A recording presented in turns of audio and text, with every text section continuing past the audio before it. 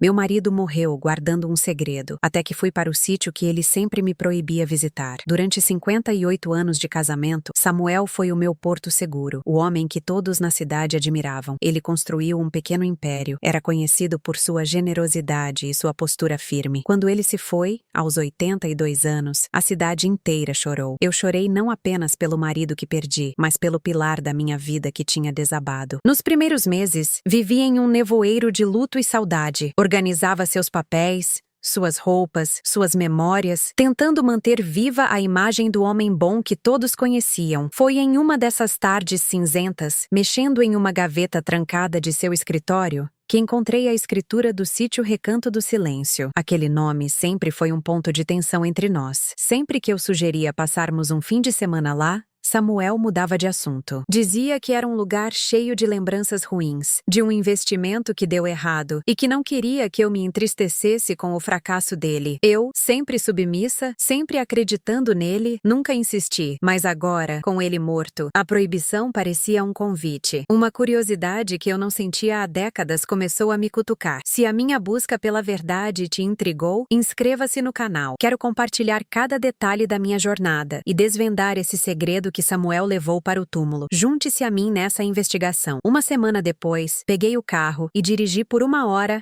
até a propriedade. O portão de ferro estava enferrujado e o caminho de terra coberto de mato. O nome Recanto do Silêncio estava quase apagado na placa de madeira. O silêncio ali não era de paz, mas de abandono. A casa principal era pequena, com uma varanda coberta de folhas secas. A porta rangeu quando a abri com a chave velha que estava junto da escritura. Lá dentro, o cheiro era de poeira e tempo parado. Móveis cobertos por lençóis brancos pareciam fantasmas sentados na sala. Caminhei pelos cômodos, sentindo um frio que não vinha da temperatura. Era um lugar triste, melancólico. Fui até o único quarto, onde havia um grande armário de madeira escura. Enquanto passava a mão pela sua superfície áspera, senti uma pequena folga em um dos painéis do fundo. Forcei com os dedos e o painel cedeu, revelando um compartimento secreto. Meu coração acelerou. Lá dentro, havia uma caixa de metal, pesada e enferrujada. Levei-a para a mesa da cozinha. Limpei a poeira e, com dificuldade, consegui abrir a tampa emperrada. O que encontrei ali dentro não era dinheiro ou joias. Era a destruição de tudo o que eu acreditava. A primeira coisa que vi foi um maço de cartas amareladas, amarradas com um barbante. Eram trocas de correspondência entre Samuel e um sócio que eu nunca soube que existia. Com as mãos trêmulas, comecei a ler. As palavras eram frias, calculistas. Elas detalhavam, passo a passo, o plano para desviar dinheiro e mercadorias da pequena transportadora que ele havia fundado com meu irmão, Vicente, nos anos 70. Meu irmão, meu confidente, meu amigo. As cartas descreviam como eles forjaram documentos, criaram notas fiscais falsas e plantaram provas para que toda a culpa caísse sobre Vicente. Lembro-me daquele tempo como se fosse hoje. A humilhação pública, os olhares de acusação na rua, Samuel ao meu lado, fingindo me consolar, dizendo que era uma decepção, mas que precisávamos ser fortes. Ele me convenceu da culpa do meu próprio irmão. Com o coração partido, eu, Antônia, virei as costas para Vicente em seus piores dias, acreditando no monstro que meu marido pintou. Debaixo das cartas havia um livro-caixa, a contabilidade real da empresa. Cada número ali era uma facada no meu peito, provando a inocência de Vicente e a ganância de Samuel. Meu irmão perdeu tudo, a reputação, os amigos, a vontade de viver. Ele caiu em uma depressão profunda e morreu poucos anos depois, visto por todos como um ladrão. Minha família se afastou dele. Minha irmã, minha tia, meu tio, todos enganados pela mesma farsa. Minha avó morreu de tristeza, dizendo que não reconhecia o neto que tinha criado. E eu me arrependo de não ter estado ao lado dele até hoje. No fundo da caixa,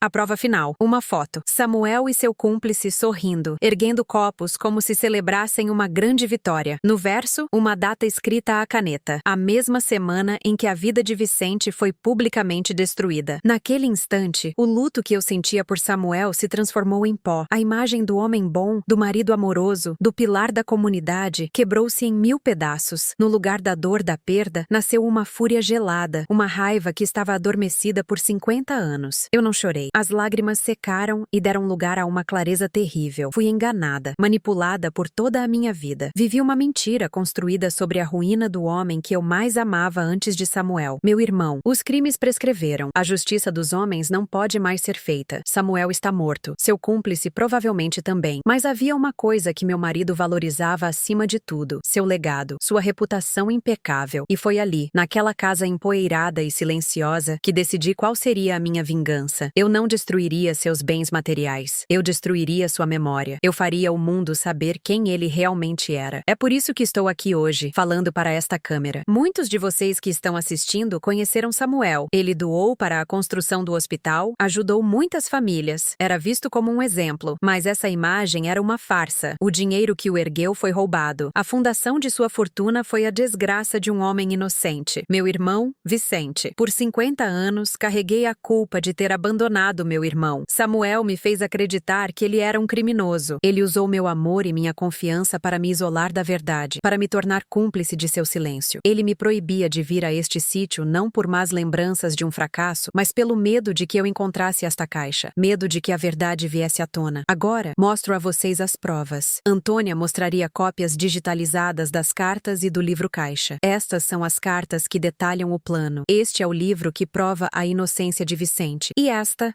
é a foto da celebração dele sobre a ruína da minha família. Eu não quero a pena de ninguém. Tenho 78 anos e não me resta muito tempo. Mas o tempo que tenho será dedicado a uma única coisa: restaurar a honra do meu irmão. O nome de Samuel será lembrado não como o do benfeitor, mas como o do traidor. O homem que destruiu uma família por ambição e viveu uma vida de mentiras. Meu nome é Antônia. E esta é a minha vingança. A verdade é o único legado que importa. E a verdade sobre meu marido, Samuel, é que ele era um monstro vestido de santo. Que sua memória seja reduzida a cinzas, assim como ele fez com a vida do meu irmão. O vídeo foi postado em uma manhã de terça-feira. Eu não sabia como fazer, então pedi ajuda ao neto de uma vizinha, um rapaz jovem que entende dessas tecnologias. Ele me olhou com pena, achando que era apenas o desabafo de uma viúva solitária. Não o culpo. Eu mesma, se olhasse de fora, duvidaria daquela senhora de cabelos brancos e voz cansada. Mas a fúria queima por dentro de uma forma que a idade não apaga. Nas primeiras horas, o silêncio foi a única resposta. Então, o telefone começou a tocar. A primeira ligação foi de uma amiga de longa data, a esposa de um dos sócios de Samuel em negócios posteriores. A voz dela era um misto de choque e ofensa. Ela me acusou de estar delirando, de manchar a memória de um homem honrado por causa do luto. Disse que eu precisava de ajuda, de um médico. Eu apenas ouvi e desliguei. A segunda, a terceira e a quarta ligação foram parecidas. Eram as vozes da cidade que Samuel construiu, as vozes das pessoas que ele tinha comprado com sua falsa generosidade. Elas não queriam acreditar, porque aceitar a minha verdade significaria admitir que a vida delas também foi, em parte, uma mentira. A reação mais dura, no entanto, veio da minha própria família. Minha irmã, que mora em outra região, me ligou aos prantos. Ela não chorava por Vicente, mas por Samuel. Antônia, o que você fez? Ela gritava. Você enlouqueceu? Depois de todos esses anos, vai desenterrar uma história morta para envergonhar a todos nós? Samuel foi um cunhado maravilhoso, ele nos ajudou tanto. Eu a deixei falar, esvaziar sua incredulidade. Quando ela parou para respirar, eu disse com a voz mais firme que consegui encontrar. Ele nos ajudou com o dinheiro que roubou do nosso irmão. Ele nos deu migalhas do banquete que custou a vida de Vicente. Você se esqueceu do rosto da nossa avó no funeral dele? Ela morreu de tristeza, dizendo que não reconhecia o neto que tinha criado. Aquela tristeza não foi causada por Vicente, mas pelo homem que dormiu ao meu lado por 58 anos. Houve um longo silêncio do outro lado da linha. Minha irmã não tinha uma resposta para aquilo. Ela apenas sussurrou que eu estava destruindo tudo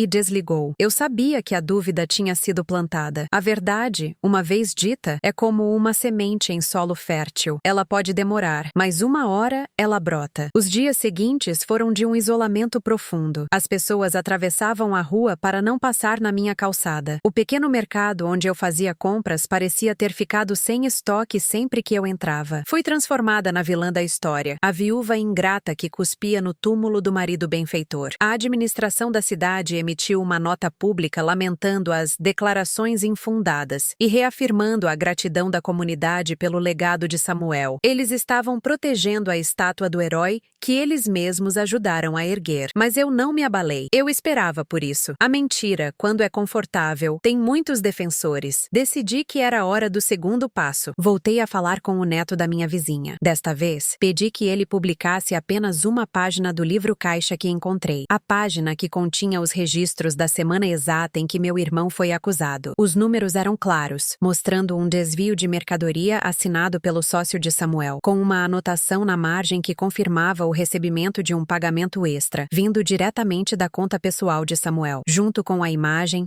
gravei um novo vídeo, mais curto. Para aqueles que duvidam, eu disse, olhando diretamente para a câmera, a verdade não precisa de defesa. Ela precisa apenas de luz. Isto não é uma opinião, é um fato. Cada número neste livro conta uma parte da história que Samuel se esforçou tanto para esconder. E eu tenho o livro inteiro. A publicação daquela única página mudou o tom das coisas. O sussurro de dúvida começou a se espalhar. As pessoas que antes me condenavam, agora se perguntavam, e se for verdade? A fofoca na cidade pequena é mais rápida que qualquer notícia. A história começou a ser recontada, não mais como o delírio de uma viúva, mas como um possível escândalo abafado pelo tempo. Foi então que recebi uma carta. Era de um escritório de advocacia representando a família do cúmplice de Samuel, o homem da foto. Ele também já havia morrido há alguns anos. A carta era uma ameaça velada, exigindo que eu parasse de difamar a memória de ambos os homens, ou enfrentaria um processo por danos morais. Eles estavam com medo, e o medo deles era a minha maior confirmação. Levei a carta comigo e dirigi de volta ao sítio Recanto do Silêncio. Eu precisava daquele ambiente pesado para me lembrar do porquê estava fazendo aquilo. Sentei-me na varanda empoeirada, segurando o papel, e pensei em Vicente. Lembrei-me de como ele me ensinou a andar de bicicleta, de como ele me defendia das outras crianças na escola. Lembrei do seu sorriso, que foi se apagando aos poucos, substituído por uma sombra de vergonha e desespero. Meu marido roubou muito mais do que dinheiro. Ele roubou a luz do meu irmão. Naquela tarde, enquanto o sol se punha, tomei minha decisão. Eu não iria apenas me defender, eu iria atacar. Com a ajuda do mesmo rapaz, enviei cópias de todas as cartas e do livro caixa para o principal jornal da região. Eu não dei uma entrevista. Apenas enviei as provas com um bilhete simples. Deixem que os fatos falem por si. A bomba explodiu no domingo seguinte. A manchete de primeira página era devastadora. O lado sombrio do benfeitor. Documentos revelam fraude que destruiu família nos anos 70. A matéria era longa, detalhada. Eles contrataram um especialista para analisar a caligrafia das cartas e a autenticidade do livro caixa. Tudo foi confirmado. A história que eu contei no meu vídeo agora estava impressa em milhares de jornais, validada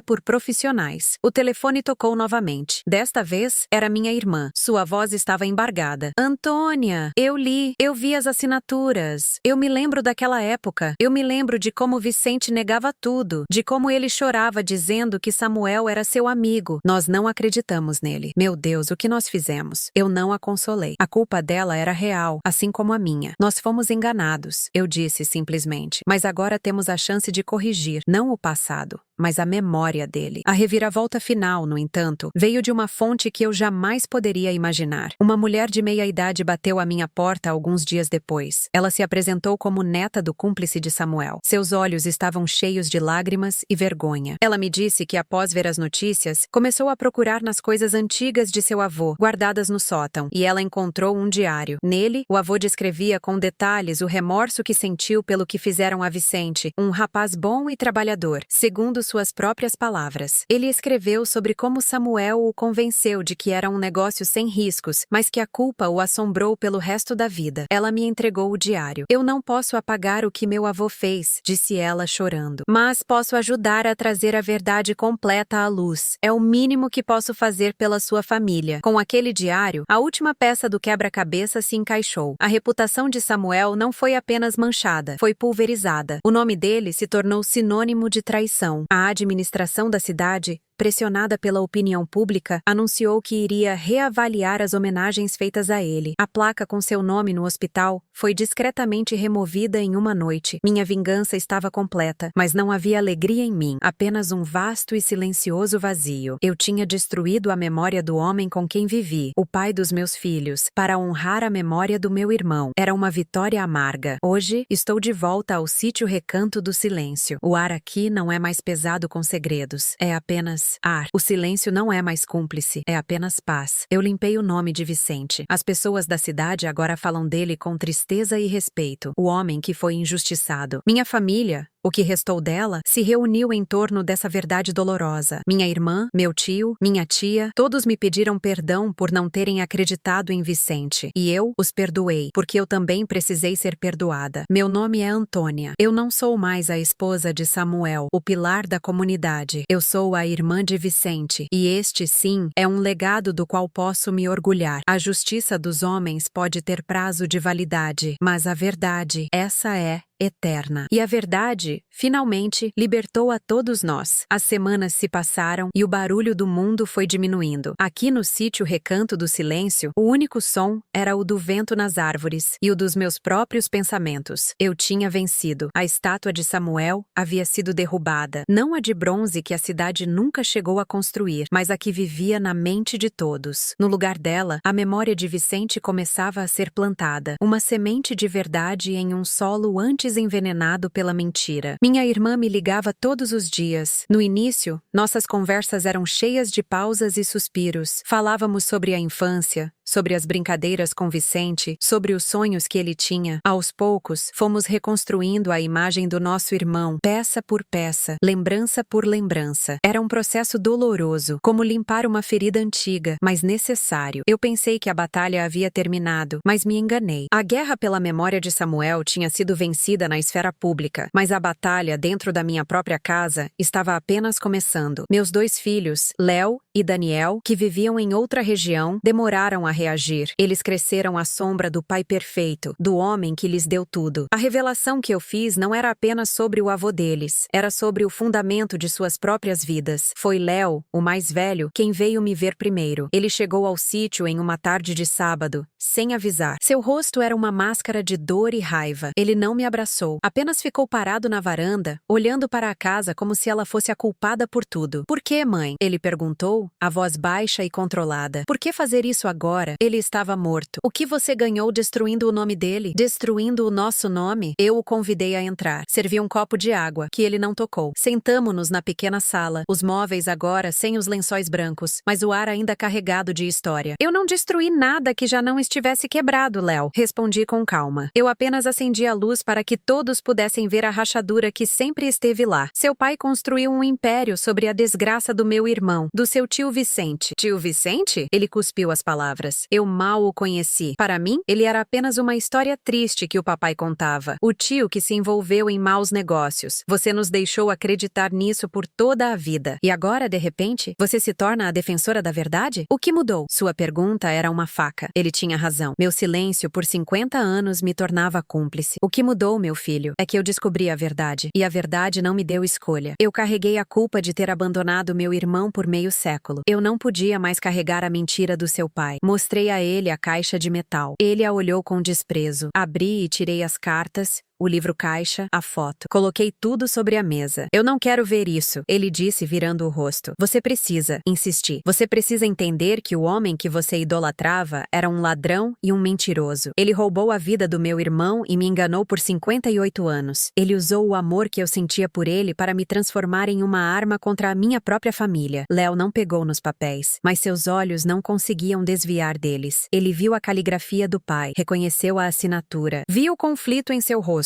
A luta entre o filho que amava o pai e o homem que via a prova irrefutável de um crime. Ele se levantou e andou pela sala, as mãos na cabeça. Tudo o que ele nos deu, o estudo, as casas, o conforto, tudo isso foi construído com dinheiro sujo? Ele perguntou. Mais para si mesmo do que para mim. Sim, eu confirmei, sem piedade. A verdade precisava ser dura. Cada tijolo da nossa casa foi assentado com a tristeza da minha família. Ele ficou em silêncio por um longo tempo. Finalmente olhou para mim, os olhos vermelhos. E agora? O que você espera de nós? Que a gente celebre o que você fez? Você nos envergonhou publicamente. Meus filhos na escola têm que ouvir que o avô deles era um criminoso. Eu espero que vocês entendam, eu disse, minha voz suavizando. Eu não fiz isso para envergonhar ninguém. Eu fiz isso para libertar uma alma, a alma de Vicente, e a minha também. Quanto aos seus filhos, eles não precisam ter vergonha. Pelo contrário, eles podem ter orgulho da avó que teve a coragem de escolher a verdade, mesmo que ela fosse feia e dolorosa. Léo não respondeu. Ele saiu da casa,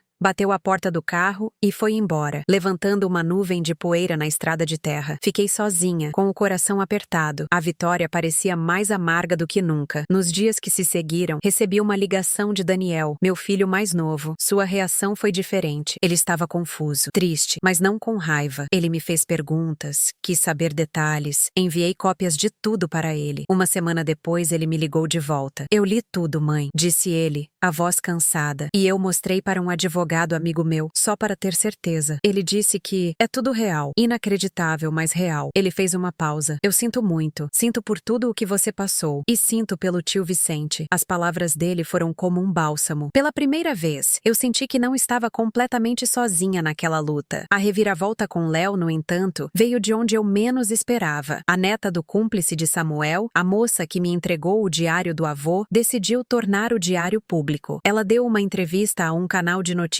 online, lendo trechos em que o avô descrevia seu arrependimento e a manipulação de Samuel. Ela falou sobre como o segredo adoeceu sua família por gerações. A história dela, vinda de uma fonte externa, parecia ter quebrado a última barreira de negação de Léo. Ele voltou ao sítio um mês depois. Desta vez, seu olhar era diferente. Não havia mais raiva, apenas um cansaço profundo. Ele trouxe consigo uma pequena caixa de madeira. Eu andei pensando muito, ele começou, sentando-se na mesma cadeira de antes. Eu reli as notícias, vi a entrevista daquela mulher, e eu me lembrei de uma coisa. Quando eu era criança, uma vez eu perguntei ao papai sobre o sítio. Ele ficou furioso. Disse que este lugar era um erro, uma lembrança de um fracasso. Agora eu entendo. Não era um fracasso, era a cena do crime. Ele abriu a caixa que trouxera. Dentro, havia fotos antigas. Ele tirou uma. Era uma foto minha e de Vicente, ainda adolescentes, sorrindo em uma festa de família. Eu encontrei isso nas coisas da vovó, a mãe do papai, ele disse. Ela guardou muitas fotos, inclusive algumas do tio Vicente. Ela sempre dizia que ele tinha um coração bom demais para este mundo. Acho que ela nunca acreditou na história do papai, mas não tinha como provar. Ficamos olhando a foto juntos. Aquele sorriso de Vicente, aberto, cheio de vida. O sorriso que Samuel apagou. O que você vai fazer com este lugar, mãe? Léo perguntou, olhando ao redor. Eu ainda não sei, admiti, mas não pode mais ser um lugar de silêncio e segredos. Eu tive uma ideia, disse ele, hesitando. O papai deixou muito dinheiro, um dinheiro que agora sabemos de onde veio. Que tal se a gente usasse uma parte dele para transformar este lugar? Poderíamos criar uma pequena fundação com o nome do tio Vicente, algo para ajudar jovens empreendedores da região. Pessoas como ele era, cheias de sonhos, que precisam de uma primeira chance. Eu olhei para meu filho e vi, pela primeira vez em muito tempo, um brilho de esperança em seus olhos. A proposta dele não era apenas sobre limpar a consciência ou o dinheiro da família. Era sobre construir algo novo a partir das ruínas. Era sobre transformar a herança de vergonha em um legado de redenção. Acho que seu tio Vicente iria gostar muito disso, eu disse. E pela primeira vez desde que tudo começou, eu sorri. Um sorriso genuíno, sem o peso da vingança. Hoje, o sítio Recanto do Silêncio não existe mais. Em seu lugar está o Centro Vicente de Oportunidades.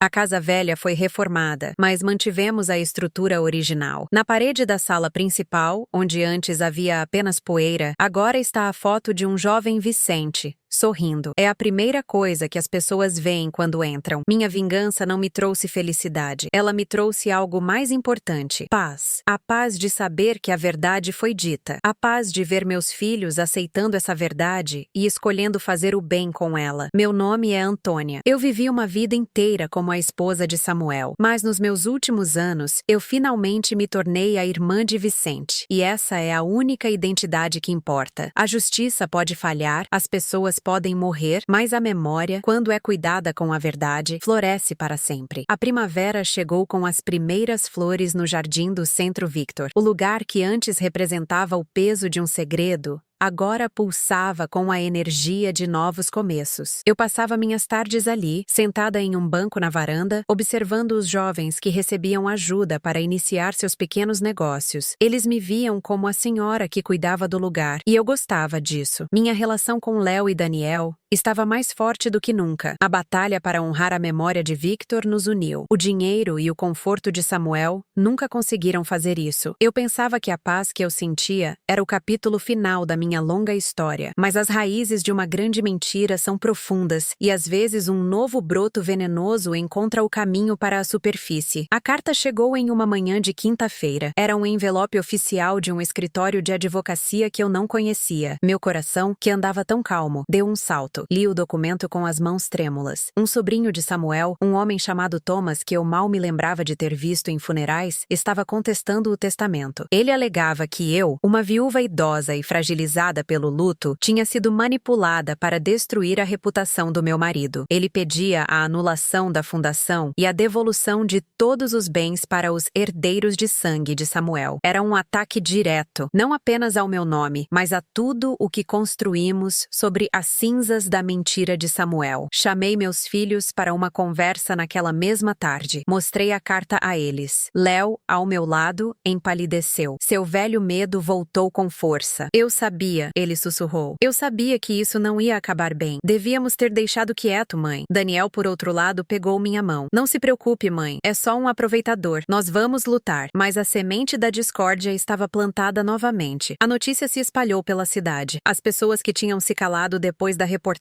do jornal agora tinham um novo campeão. Thomas deu entrevistas para blogs locais, pintando-se como o defensor da honra de um homem bom, atacado por uma mulher instável. A velha história da viúva ingrata e louca ganhava uma nova vida. O que você faria se descobrisse um segredo assim, após tantos anos? Compartilhe sua opinião nos comentários. Sua perspectiva é importante para mim nessa jornada. Eu senti o peso do mundo nos meus ombros novamente, mas desta vez era diferente. Eu não estava mais lutando por vingança. Eu estava lutando para proteger a paz e a memória de Victor. Eu estava lutando pelo futuro daqueles jovens no centro. Contratei um advogado, um homem sério chamado David, que ouviu toda a história com atenção. Ele analisou as provas e a carta de Thomas. Eles estão blefando, disse David, mas eles vão tentar arrastar seu nome na lama. Vão tentar provar que você não está em seu juízo perfeito. A estratégia deles é o cansaço e a humilhação pública. Eu respirei fundo. Eu vivi 58 anos em uma mentira. Não tenho medo da humilhação por dizer a verdade. A primeira audiência de mediação foi marcada. Thomas estava lá, com um terno caro e um sorriso arrogante. Ele não olhou para mim, apenas para Léo, como se tentasse criar uma aliança. O advogado dele falou por quase uma hora, descrevendo Samuel como um pilar da comunidade e a mim como uma mulher confusa, influenciada pela dor. Quando chegou a minha vez de falar, eu não me dirigi ao mediador ou aos advogados. Olhei diretamente para Thomas. Eu não conheço você. Comecei com a voz firme, mas você carrega o nome de uma família que foi construída sobre a ruína da minha. O dinheiro que seu tio lhe deu de presente de casamento, o apoio que ele deu para seus estudos, era o dinheiro do meu irmão. Dinheiro manchado de tristeza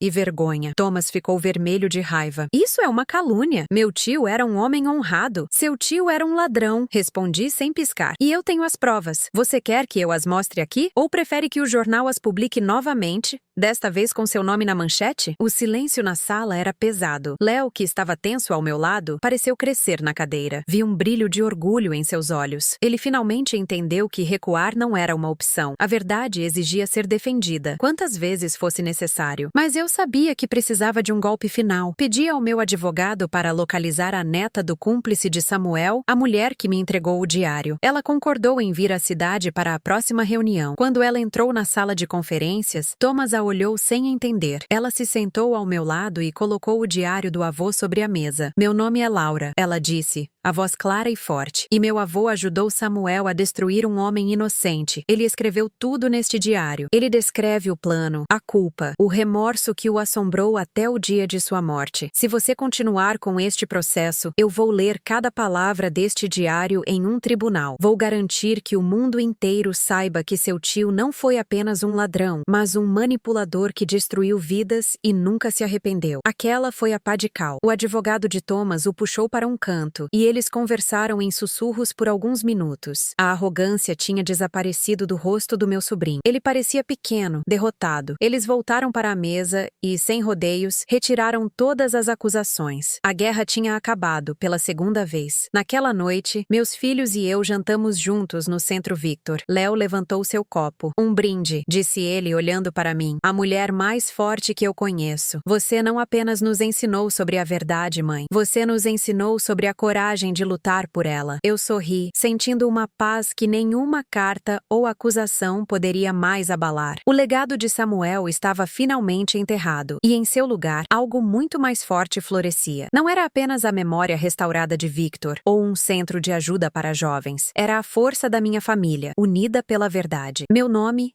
é Ana. Eu vivi como a esposa de um homem poderoso, me tornei a vingadora do meu irmão e, finalmente, me encontrei como a matriarca de uma família que escolheu a honra em vez da conveniência. A verdade não apenas me libertou, ela nos reconstruiu. E essa reconstrução é o único legado que realmente importa. Aquele brinde de Léo foi o verdadeiro fim da guerra. Nos meses que se seguiram, uma rotina de paz se instalou. Eu me mudei de vez para o sítio Recanto do Silêncio, para a pequena casa de hóspedes que construímos ao lado do Centro Vicente. A casa principal, a cena do crime de Samuel, tornou-se o coração da fundação. Vê-la cheia de jovens com projetos e esperança era a prova diária de que a verdade pode curar. Léo vinha me visitar todo fim de semana. Ele se tornou o diretor financeiro do centro, usando seu conhecimento para garantir que o dinheiro de seu pai fosse transformado em oportunidades limpas. Ele nunca mais falou do avô de seus filhos. Em vez disso, contava a eles sobre o tio-avô Vicente, um homem de grandes sonhos. Daniel, meu filho mais calmo, continuou sendo meu apoio silencioso. Ele vinha durante a semana, me ajudava no jardim e conversávamos sobre coisas simples. A ferida entre meus filhos, causada pela lealdade dividida a Samuel, estava finalmente cicatrizada. Eu pensei que todas as caixas de segredos tinham sido abertas, mas havia uma última, a minha. Um dia, arrumando meus pertences pessoais na casa nova, encontrei um velho álbum de fotografias. Era o nosso álbum de lua de mel. Minhas mãos hesitaram sobre a capa de veludo gasta. Abri. Lá estava eu, uma moça de 20 anos, olhando com adoração para um jovem Samuel. Ele sorria para a câmera, os olhos brilhando. Naquelas fotos, não havia monstro. Havia apenas um rapaz apaixonado, o homem que me escrevia poemas e prometia o mundo. Por um instante, a fúria que me moveu por tanto tempo deu lugar a uma dor profunda e confusa. Como aquele jovem se transformou no homem que destruiu meu irmão? Eu fechei o álbum com força. Senti raiva de mim mesma por sentir pena dele, por sentir falta daquele rapaz. Levei o álbum para Daniel naquela tarde, enquanto cuidávamos das flores. O que eu faço com isto? Perguntei, a voz fraca. É tudo mentira, não é? Este amor, este começo, foi tudo uma farsa? Daniel pegou o álbum e folheou as páginas com cuidado. Ele não respondeu logo, apenas olhou para as fotos, para os rostos jovens de seus pais. Eu não acho que foi uma farsa, mãe. Ele disse finalmente, olhando para mim. Acho que as pessoas são complicadas. O amor que ele sentia por você pode ter sido real. O problema é que a ambição dele também era real. E ele escolheu a ambição em vez da honra. O amor dele não o salvou de ser um homem mau. As palavras dele não apagaram a dor, mas me deram uma nova perspectiva. Eu não precisava apagar os 58 anos que vivi. Eles eram parte de mim. Viver com a verdade não significava fingir que o passado bom nunca existiu. Significava entender que ele foi construído sobre um pilar podre. Naquela noite, eu não queimei o álbum. Coloquei-o em uma caixa de madeira, junto com uma única foto de Vicente, aquela que Léo encontrou. A foto do meu irmão sorrindo e as fotos do meu marido apaixonado. A verdade completa. Hoje, quando ando pelo Centro Vicente e vejo o nome do meu irmão honrado na parede, sinto paz. Quando vejo meus filhos trabalhando juntos, sinto alegria. E quando me lembro de Samuel, não sinto mais a fúria da vingança, nem a dor da traição. Sinto uma espécie de tristeza silenciosa por um homem que tinha tudo para ser bom, mas escolheu o caminho sombrio. Ele não destruiu apenas Vicente. Ele destruiu a si mesmo, a melhor parte dele. Minha vingança não foi destruir Samuel, foi salvar o que restou de nós da mentira dele. Meu nome é Antônia. Sou a irmã de Vicente. E finalmente, depois de uma vida inteira, eu também sou livre. Minha liberdade floresceu no jardim do Centro Vicente, onde cada nova flor parece um agradecimento do meu irmão. Léo e Daniel encontraram seu caminho. O nome de Samuel foi esquecido, e o de Vicente agora significa futuro. Essa é a verdadeira justiça, pensei eu. A paz, descobri, não é um destino final, é um jardim. Precisa ser cuidado, regado, e as ervas daninhas precisam ser arrancadas todos os dias, senão elas voltam. E a erva daninha mais teimosa de todas é a memória de uma mentira bem contada. Por quase um ano, meu jardim floresceu. O Centro Vicente era um lugar de barulho bom, de projetos, de jovens discutindo ideias na mesma varanda onde eu descobri a verdade sobre Samuel. Léo se dedicou de corpo e alma à fundação. Ele parecia mais leve, como se carregar o peso da verdade fosse mais fácil do que carregar o peso de uma honra falsa. Daniel continuava sendo meu porto seguro, visitando-me com a mesma frequência de sempre, trazendo pão fresco da padaria da cidade e me ajudando a cuidar das roseiras que plantei em homenagem à minha mãe. A cidade, aos poucos, se acostumou. Alguns ainda me olhavam de lado no mercado, mas a maioria me via como eu era, uma senhora no fim da vida, cuidando do legado do seu irmão. O problema não veio da cidade, veio de dentro da minha própria casa, do sangue do meu sangue. O filho mais velho de Léo, meu neto Lucas, tinha acabado de completar 18 anos. Ele era a imagem de Samuel na juventude. Tinha o mesmo charme, a mesma ambição nos olhos e, como eu viria a descobrir, a mesma teimosia. Lucas cresceu ouvindo as histórias heróicas do avô Samuel, o homem que construiu um império do nada, que ajudava a todos, que era um exemplo de integridade. Léo e eu, na nossa ânsia de curar a ferida, focamos em honrar Vicente, mas talvez não tenhamos nos esforçado o suficiente para explicar a Lucas a profundidade da traição de Samuel. Para ele, a história que contei no vídeo era um delírio de uma avó enlutada, uma história que manchou o nome que ele carregava com tanto orgulho. A crise estourou por causa de uma bolsa de estudos. Lucas era um aluno brilhante e se candidatou a uma vaga em uma universidade de prestígio. A etapa final era uma entrevista. Orgulhoso, ele falou sobre sua maior inspiração, seu avô, Samuel, um homem de negócios que, segundo ele, provava que a honestidade e o sucesso podiam andar juntos. O entrevistador, um homem mais velho, franziu a testa. Samuel? Ele perguntou. O mesmo Samuel daquela história que saiu na internet há um ano? A história contada pela esposa dele? Lucas voltou para casa naquele dia transformado. O rosto jovem estava fechado em uma máscara de fúria e humilhação. Ele não falou com o pai. Veio direto para o sítio, para o Centro Vicente. Eu estava na varanda, tomando um chá. Ele parou na minha frente, os punhos cerrados. Você está feliz? Ele perguntou, a voz tremendo. Você conseguiu o que queria. Destruiu o nome dele. E agora está destruindo o meu futuro. Meu coração gelou. Eu tentei falar, explicar, mas ele não me deixou. Eu fui humilhado hoje, vovó. Humilhado na frente de todos. Tive que ouvir um estranho questionar a honra do meu avô por causa de um vídeo que você fez. Por causa de uma história de 50 anos atrás. Por que você não podia simplesmente deixar o passado em paz? Porque o passado não estava em paz, Lucas. Eu respondi, a voz mais firme do que eu esperava. Ele estava enterrado vivo, sobre o corpo do meu irmão. Seu irmão, ele cuspiu a palavra. Sempre o seu irmão, um homem que eu nunca conheci, que ninguém da minha geração conheceu. Você sacrificou o legado de um homem bom, um homem que eu amava, por um fantasma. As palavras dele me atingiram como pedras. Eu vi nos olhos dele a mesma negação cega que um dia me possuiu. A lealdade a Samuel, uma força poderosa e irracional. Seu avô não era o homem que você pensa, eu disse, sentindo o cansaço de uma batalha que eu achava ter vencido. E você é a mulher que eu pensava que era? Ele retrucou. A avó doce que fazia bolo para mim? Ou uma mulher amarga que esperou o marido morrer para se vingar? Eu não acredito em você. Eu nunca vou acreditar. Ele se virou e foi embora, deixando um silêncio pesado no ar. Um silêncio que eu não sentia desde que cheguei àquele lugar pela primeira vez. Naquela noite, Léo me ligou. Ele estava arrasado. Eu não sei o que fazer, mãe. Ele não me ouve. Ele diz que eu traí a memória do papai, que eu me deixei levar pela sua história. A mentira de Samuel não tinha morrido com ele. Tinha deixado um herdeiro. E esse herdeiro era meu neto. Os meses seguintes foram um tormento silencioso. Lucas se afastou de mim e do próprio pai. Ele se mudou para a casa de um amigo e começou a fazer sua própria investigação, determinado a limpar o nome do avô. Ele procurou antigos sócios de Samuel, pessoas que tinham se beneficiado de sua falsa generosidade. E claro, Eles alimentaram sua fantasia. Contaram histórias sobre a bondade de Samuel, sobre como ele era um homem de palavra. Pintaram a mim como uma viúva instável, talvez até senil. A mesma narrativa que Thomas tentou usar contra mim estava sendo ressuscitada pelo meu próprio neto. Eu via o sofrimento de Léo, dividido entre o amor pelo filho e o respeito pela verdade. Daniel me aconselhava a ter paciência. Ele é jovem, mãe. A imagem que ele tinha do avô era tudo para ele. É difícil aceitar que seu herói era um vilão.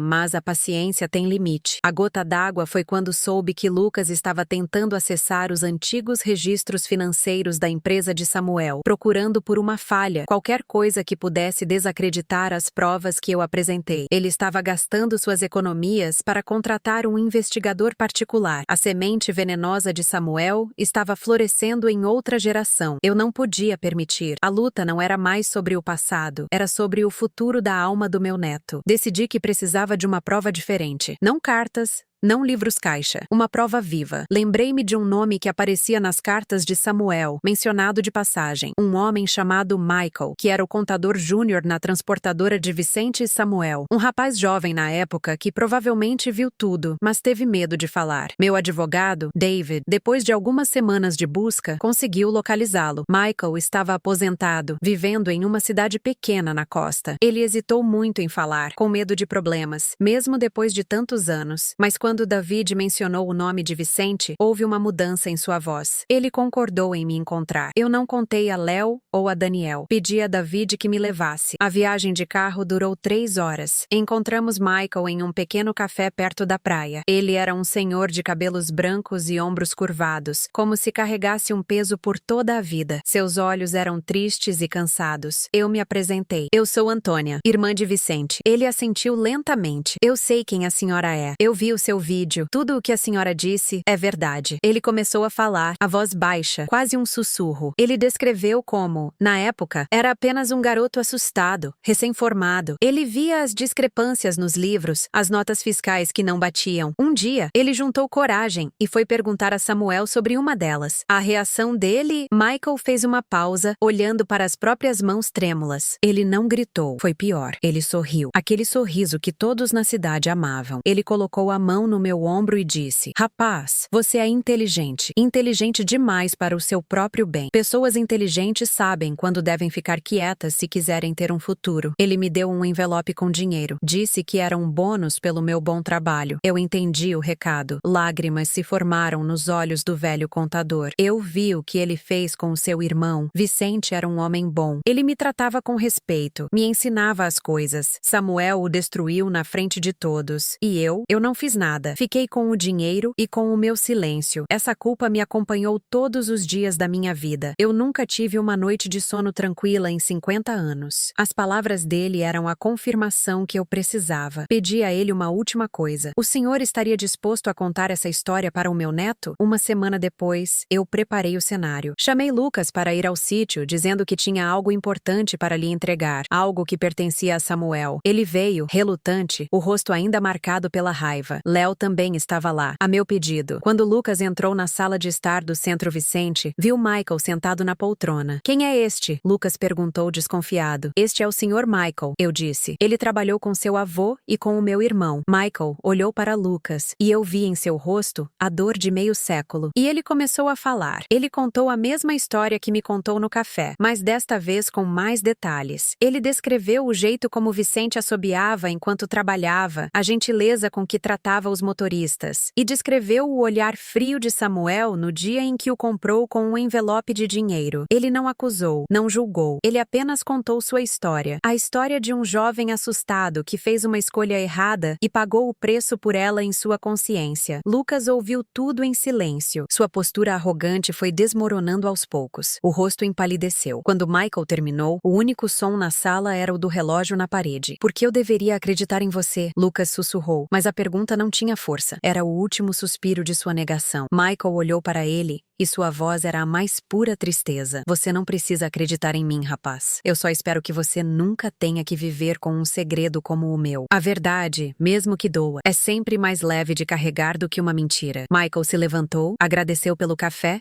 e foi embora. Um fantasma do passado que finalmente encontrou sua voz. Lucas ficou parado no meio da sala por um longo tempo. Então, ele olhou para mim. Pela primeira vez, não havia raiva em seus olhos, apenas uma confusão profunda e dolorosa. Ele se virou para a parede onde estava a grande foto de Vicente sorrindo. Ele olhou para aquela foto por 1 minuto inteiro. Finalmente, ele se virou para mim, e seus olhos estavam cheios de lágrimas. Me desculpe, vovó, ele disse, a voz embargada. Me desculpe, eu não disse nada, apenas o abracei. E naquele abraço, eu senti a última corrente da mentira de Samuel se quebrar. Léo se juntou a nós, e nós 3 ficamos ali, no coração do Centro Vicente, uma família finalmente inteira, unida não por um legado de riqueza, mas por uma verdade difícil e libertadora. Na semana seguinte, Lucas cancelou o contrato com um investigador particular. Ele pegou o dinheiro que lhe restava e fez a primeira doação anônima para a fundação. Ele não conseguiu a bolsa de estudos naquela universidade, mas encontrou outra, uma menor, mais perto de casa. Nos fins de semana, ele começou a vir para o sítio. Ele não falava muito no começo, apenas ajudava Daniel no jardim ou Léo com as planilhas do centro. Um dia, eu o encontrei parado em frente à foto de Vicente. Eu estive lendo sobre ele, disse Lucas, sem se virar. Papai me deu alguns diários antigos da bisavó. Ela falava muito sobre o filho dela, sobre como ele queria criar um negócio que desse orgulho para a família. Ele finalmente olhou para mim. Ele era como eu, não era? Cheio de sonhos. Sim, eu respondi, meu coração apertado. Ele era exatamente como você. Eu quero ajudar aqui, ele disse, com uma nova determinação na voz. De verdade. Quero que o nome de Vicente signifique algo para a minha geração também. Naquele momento, eu soube que minha vingança estava completa. Ela não terminou quando o mundo soube da verdade, nem quando Thomas retirou as acusações. Ela terminou quando a verdade fincou raízes no coração do meu neto, quando o legado de honra de Vicente se tornou mais forte do que o legado de mentiras de Samuel. Meu nome é Antônia. Eu passei a vida sendo a esposa de um homem, depois me tornei a irmã de outro. Mas no final, descobri minha verdadeira vocação. Ser a guardiã de uma verdade que não apenas expôs um monstro, mas que também curou uma família, geração após geração. O jardim agora está seguro. As flores de Vicente podem crescer em paz, e esse é o único legado que importa. A justiça não é um ato, é um cultivo. E finalmente, depois de uma vida inteira, eu podia descansar. A verdade finalmente veio à tona, revelando segredos que mudaram minha vida para sempre. Obrigada por acompanhar minha jornada. Espero que minha história inspire você a buscar suas próprias verdades.